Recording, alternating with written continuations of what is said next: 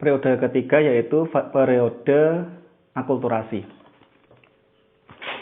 Jadi yang dimaksud dengan periode akulturasi adalah periode di mana pada saat itu budaya Islam itu mengalami akulturasi dengan budaya lokal India dan melahirkan satu genre kebudayaan baru yang menjadi budaya khas Islam India. Dan ini terjadi pada masa pemerintahan dinasti Moghul atau kerajaan Moghul di India. Kenapa? Karena pada masa itu, sebagaimana saya jelaskan pada pertemuan-pertemuan yang terdahulu, bahwa Islam di India ini memiliki sejarah yang unik. Karena Islam di India ini adalah minoritas yang memimpin mayoritas. Minoritasnya masyarakat Muslim atau kerajaan Muslim, mayoritasnya adalah masyarakat Hindu yang sangat banyak, yang sudah berumur puluhan ribu tahun gitu ya, atau ribuan tahun lamanya. Dan agama Hindu sudah menjadi jantung kebudayaan India. Nah, dalam kondisi seperti itu pasti terjadi resistensi atau penolakan dari masyarakat pribumi di India yang tidak mau dipimpin oleh masyarakat Muslim yang hanya segelintir itu, gitu ya. Dan penolakan itu sudah terjadi dari awal. Dari awal berdirinya kerajaan Moghul sudah terjadi itu penolakan, resistensi masyarakat. Tapi karena kerajaan Moghul masih memiliki kekuatan militer yang besar dan memiliki wibawa yang sangat tinggi, maka potensi-potensi pemberontakan itu bisa diredam, gitu ya. Tapi nanti dalam masa berikutnya, ketika sudah kekuatan politiknya sudah mulai melemah, maka akan terjadi konflik antara masyarakat Muslim dengan masyarakat Hindu, gitu ya. Nah, resistensi yang muncul dari India itu yang kemudian mengilhami para penguasa atau raja-raja di dinasti Moghul untuk mengadaptasi kebudayaan mereka dengan kebudayaan lokal. Artinya apa? Supaya masyarakatnya senang gitu kan. Kan kita biasanya kalau ada orang yang beda etnis dengan kita tapi dia memakai simbol-simbol budaya kita, ada perasaan senang. Kalau sudah muncul perasaan senang itu biasanya cenderung ada penerimaan gitu kan. Hal yang sama itu yang kemudian dibaca oleh para pemimpin di dalam dinasti Moghul. Dan tidak semua raja kita diskusikan di sini, hanya beberapa saja. Beberapa raja yang berpengaruh pada dinasti Moghul, diantaranya yang pertama adalah Raja Akbar atau Sultan Akbar yang berkuasa pada tahun 1556 sampai 1605.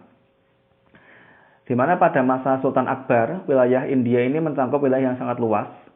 Dan Sultan Akbar bahkan menguasai wilayah Gujarat. Gujarat itu wilayah yang ada di tepian pantai, yang saya lingkari ini ya. Dikuasainya Gujarat pada era Akbar ini dimaksudkan untuk menguasai jalur perdagangan laut, gitu ya. Akan tetapi sayangnya pada masa Sultan Akbar juga mengizinkan orang-orang asing masuk. Orang-orang Portugis masuk, orang-orang Inggris masuk, dan mereka bahkan justru menguasai bandar-bandar yang ada di Gujarat, gitu ya. Pada periode berikutnya, keberadaan Inggris dan Portugis ini justru akan membuat akan menjadi benalu, gitu, akan menjadi sebab runtuhnya kerajaan Moghul di India. Dan Sultan Akbar dalam beberapa referensi, kalau kita membaca beberapa literatur, digambarkan bahwa Sultan Akbar ini bahkan hampir-hampir tidak memiliki agama. Dalam tanda petik ya. Karena apa? Karena dia mengadopsi nilai-nilai kebaikan pada semua agama yang ada di dalam wilayah kekuasaannya. Jadi kalau kita lihat dari sisi politik, mungkin itu dimaksudkan agar dia bisa diterima secara luas gitu ya. Tapi dalam kenyataannya memang seperti itu. Sultan Akbar adalah salah satu sultan terbesar di era Moghul gitu ya. Kemudian pada periode berikutnya nanti Sultan Akbar diganti oleh Sultan Jahangir. Ini salah satu sultan besar juga, nanti dibaca sejarahnya. Kemudian diteruskan oleh Shah Jahan. Nah, Sultan Shah Jahan ini, kalau tadi Sultan Akbar itu dia memiliki kebijakan untuk mengakulturasi agama ya dengan budaya-budaya India yang asli, sehingga justru melahirkan aliran agama yang campuran gitu ya. Kalau Shah Jahan dia mengekspresikan akulturasi itu pada seni, khususnya pada arsitektur. Dimana kita tahu pada masa Shah Jahan memimpin, di India dibangun istana-istana yang arsitekturnya itu merupakan akulturasi dari kebudayaan Persia, dari kebudayaan Turki, dari kebudayaan Arab, dan dari kebudayaan India, seperti istana kerajaan yang ada di depan, yang ada di gambar, dan termasuk makam yang dihadiahkan kepada istrinya.